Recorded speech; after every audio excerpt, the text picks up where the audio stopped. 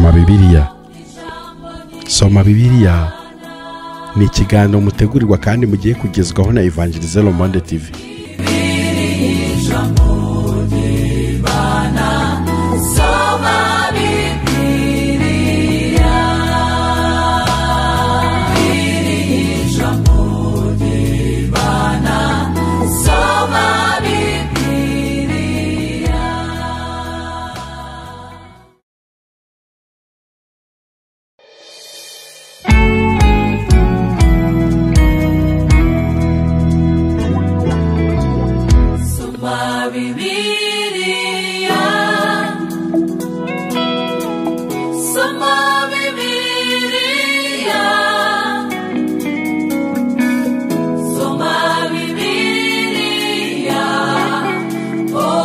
Soma Bibiliya. Soma Bibiliya ni ikiganiro mutegurirwa kandi mugiye kugezwaho na Evangelize Le Monde TV. Ikiganiro kije mu rwego rwo gufasha abasomyi ba Bibiliya cyangwa abandi bantu bose bagize icyifuzo n'igitekerezo cyo gusoma ijambo ry'Imana ariko ntibabashe kugera ku iyo ntego. Ushobora kuba warayisomye ukayigeza hagati, ushobora kuba warabitekereje kuyisoma ariko ukabura umwanya. Hari impamvu nyinshi zigiye zigaragazwa n'abantu bakavuga ko gusoma Bibiliya ijambo ry'Imana ngo babashe guhitura no kurangiza ibitabo biyigize byabananiye. Uyu munsi ntiyakwiye kuba impamvu cyangwa urwitwazo rwatuma udasoma ijambo ry'Imana. Evangelize Le Monde TV twabatekerejeho ku bakunzi bacu aho muherereye impande enye zigize isi. Tugiye kujya tubana namwe mu kiganiro Soma Bibiliya. Ikiganiro kizajya gitambuka buri munsi mu gitondo ku isaha ya 11:30. Mu gihe cy'umwaka umwe tuzaba turangije gusoma ijambo ry'Imana. Ndakwifuriza kutazacikwa n'iki kiganiro Soma Bibiliya.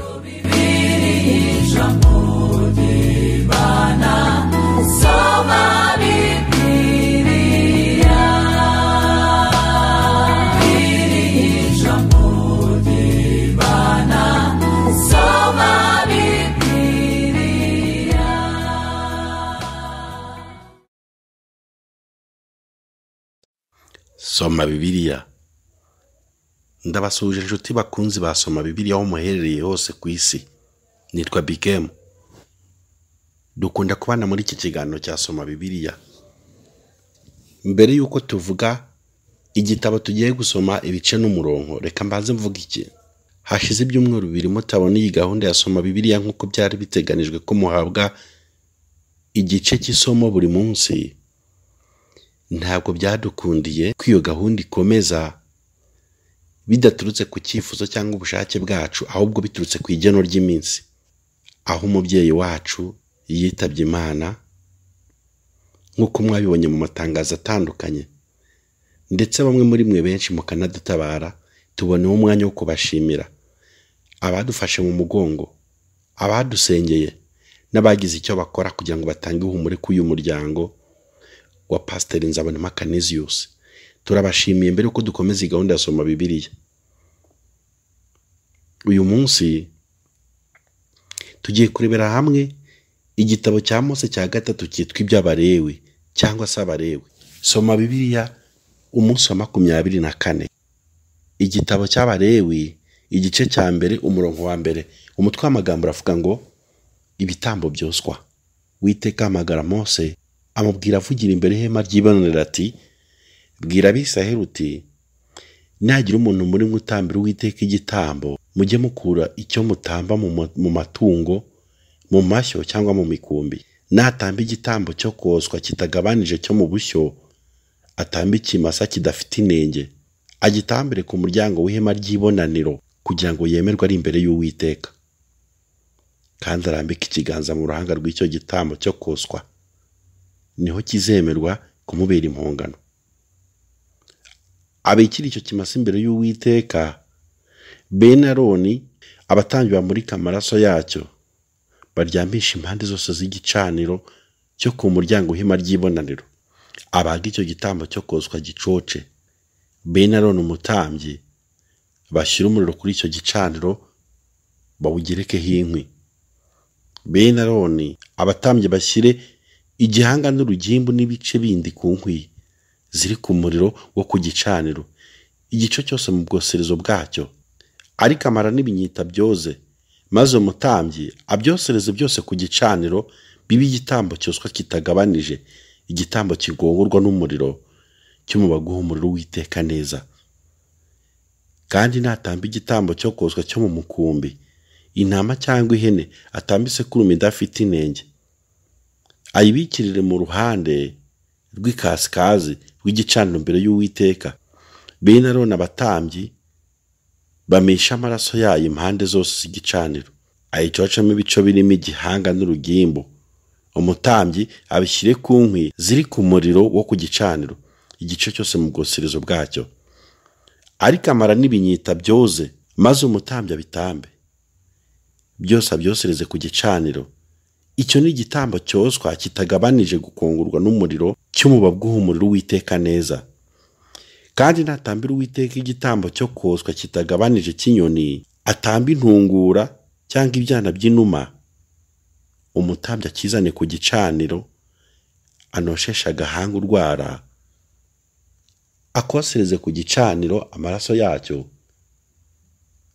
agikandwemo avire ku rubavu rw'igicaniro, agikureho agatorero n'amoya yacyo, abijugunye iruhande rw'iburasirazuba rw'igicaniro aho ivu riyorerwa. Agitanyaguranye n'amababa yacyo, agitanyaguranye n'amababa, ariko yere kuyerekanya umutambyi acyoshereze ku gicaniro ku nkwi ziri ku muriro. Icyo ni igitambo cyoswa kitagabanije, igitambo gikongorwa n'umuriro cyo mu baguha umuriro w'Uwiteka neza. Igice cya kabiri, amaturo y'ifu. Nagira umuntu utura Uwiteka ituro ry'ifu, atura ifu y'ingenzi, ayisuke amavuta ya elayo, ayishyireho n'umubavu, ayizanira bene Aroni abatambyi. Kuri iyo fu y'ingenzi n'ayo mavuta akureho ibyuzuye urushyi, abikuraneho n'umubavu wose. Umutambyi abyosereze ku gicaniro, bibe urwibutso rw'iryo turo, bibe ituro rikongorwa n'umuriro ry'ibihumuriro Uwiteka neza. Igisigaye kuri iryo turo ry'ifu kibi cya Aroni n'abana be, n'ikintu cyera cyane mu maturo n'ibitambo bitambirwa Uwiteka bigakongorwa n'umuriro.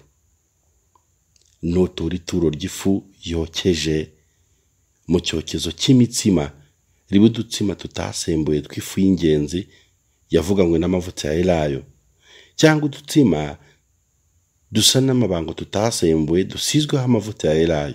Kandi nutura ituro ry'ifu ikaranze, ribe ifu y'ingenzi itasembuwe yavuganywe n'amavuta ya elayo, urigabanyemo ibice ubusikaho amavuta ya elayo. Iryo ni ituro ry'ifu. Nutura ituro ry'ifu ikarangishijwe amavuta, ribe ifu y'ingenzi yavuganywe n'amavuta, uzanire Uwiteka ituro rikozwe rityo, rishyirwe umutambyi nawe arizane ku gicaniro. Umutambyi akure kuri iryo turo urwibutso rwaryo, arwosereze ku gicaniro ry'ibihumuri. Iryo ni ituro rikongorwa n'umuriro ry'ibihumuriro Uwiteka neza. Igisigaye kuri iryo turo ry'ifu kibi cya Aroni n'abana be, n'ikintu cyera cyane mu maturo n'ibitambo bitambirwa Uwiteka bigakongorwa n'umuriro. Ntihakagire ituro ry'ifu mutura Uwiteka ryavuganywe n'umusemburo, kuko mudakwiriye kugira umusemburo cyangwa ubuki bwosereza ku bituro mutura Uwiteka rigakongorwa n'umuriro.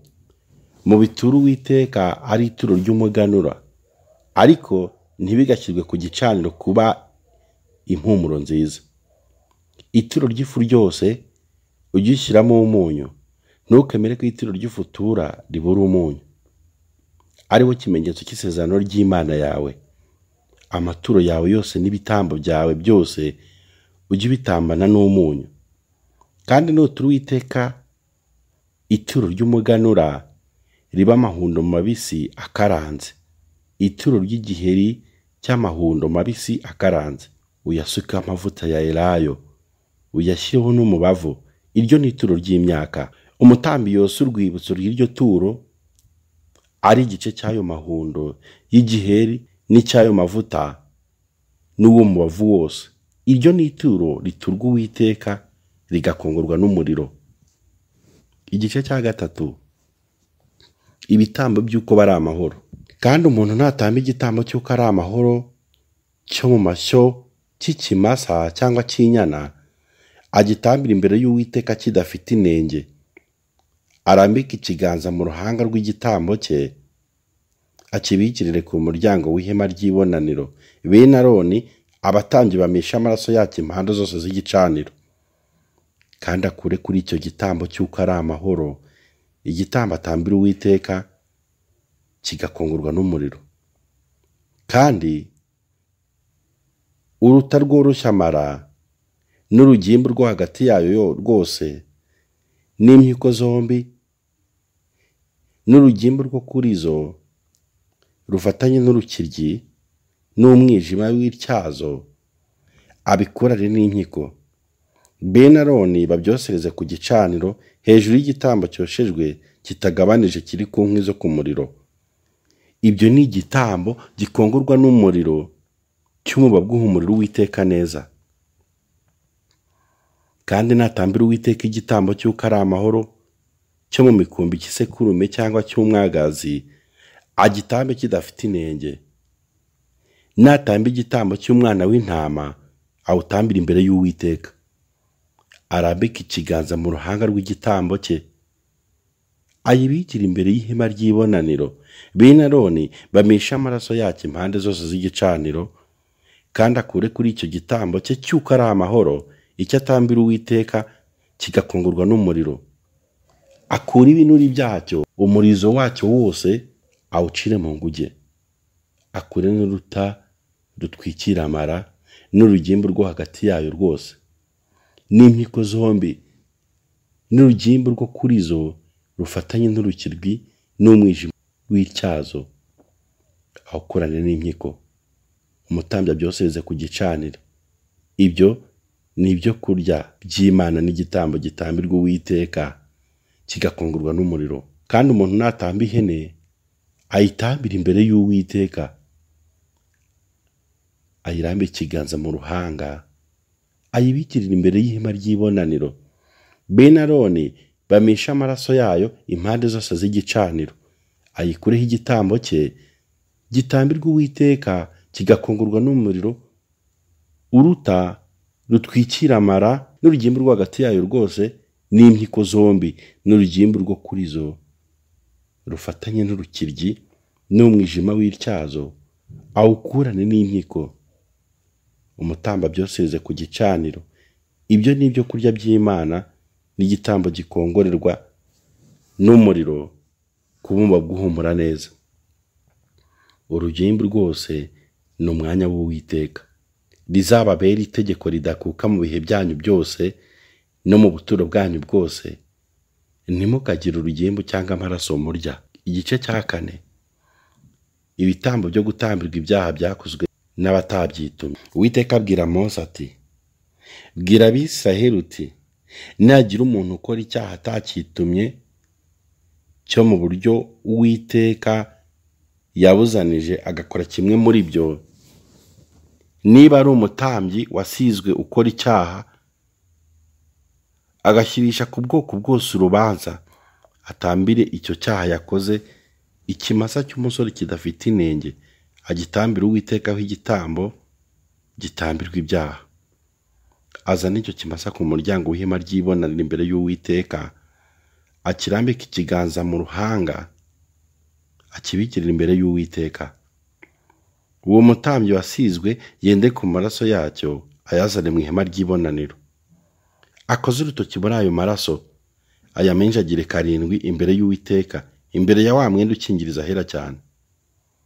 Yende kuri ayo maraso, ayashyire ku mahembe y'igicaniro cyoserezwamo imibavu kiri imbere y'Uwiteka mu ihema ry'ibonaniro. Andi maraso y'icyo kimasa yose ayabyarire ku gicaniro hasi cyokezweho ibitambo kiri ku muryango w'ihema ry'ibonaniro. Kandi urugimbu rwose rw'icyo kimasa gitambirwa ibyaha uruta rutwikira amara n'urugimbu rwo hagati yayo rwose n'imyiko zombi n'urugimbu rwo kuri zo rufatanye n'urukiryi n'umwijima w'ityazo, awukorane n'impyiko nk'uko babikora ku kimasa cy'igitambo cy'uko bari amahoro.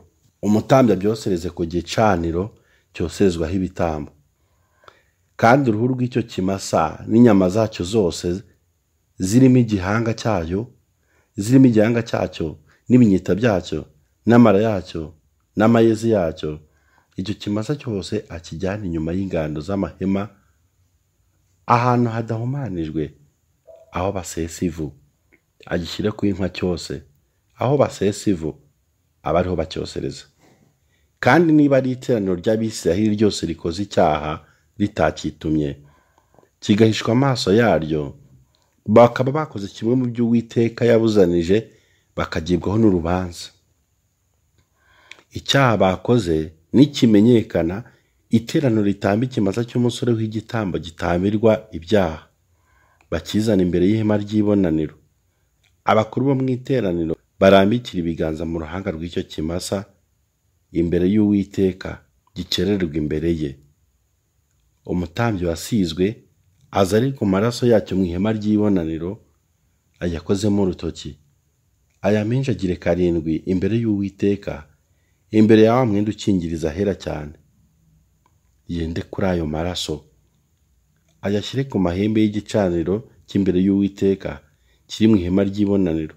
Andi maraso yose ayabyarire ku gicaniro hasi cyoserezwaho ibitambo kiri ku muryango w'ihema ry'ibonaniro, kandi urugimbi rw'icyo kimasa rwose arugikure, arwosereze ku gicaniro. Aba ariko agirira icyo kimasa nk'uko yagiriye cya kimasa kindi cy'igitambo gitambirwa ibyaha, aba ariko agirira n'icyo.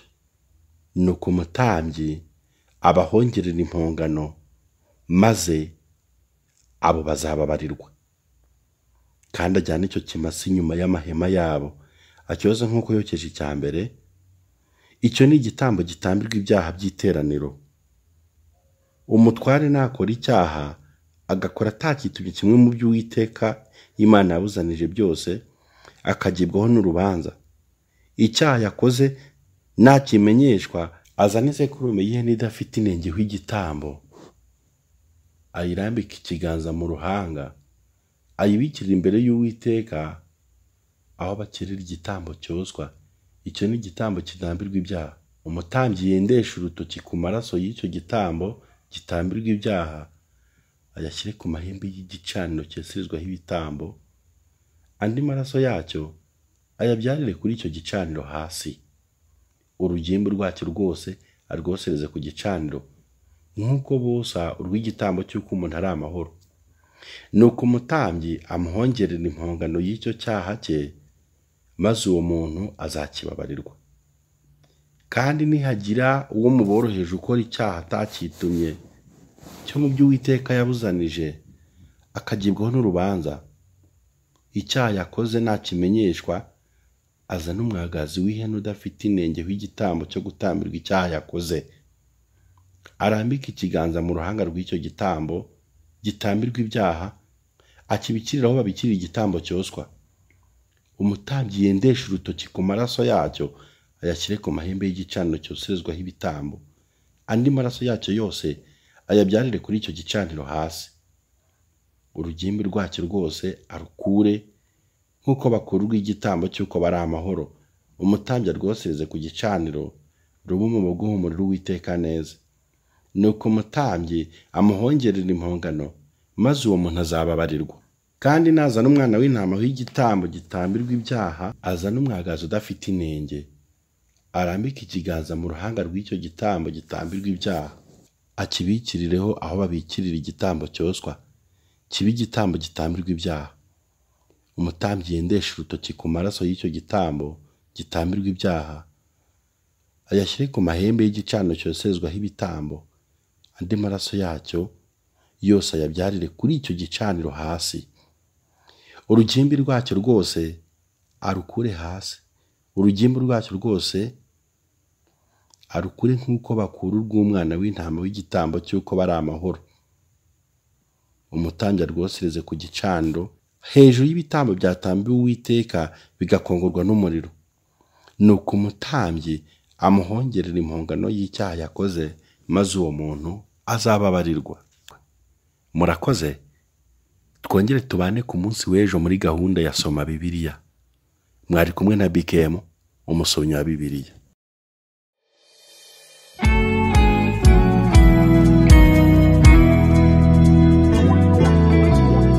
Soma Bibiliya, Soma Bibiliya,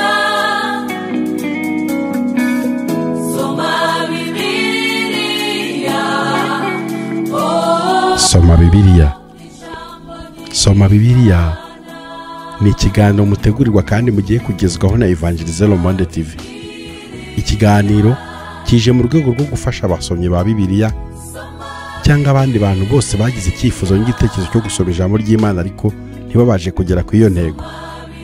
Ushobora kuba warayisomye ukayigeza hagati, ushobora kuba warabitekereje kuyisoma ariko ukabura umwanya. Hari impamvu nyinshi zigenda zigaragazwa n'abantu bakavuga ko gusoma Bibiliya ijambo ry'Imana ngo babashe guhitura no kurangiza ibitabo biyigize byabananiye. Uyu munsi ntiyakwiye kuba impamvu cyangwa urwitwazo rwatuma udasoma ijambo ry'Imana.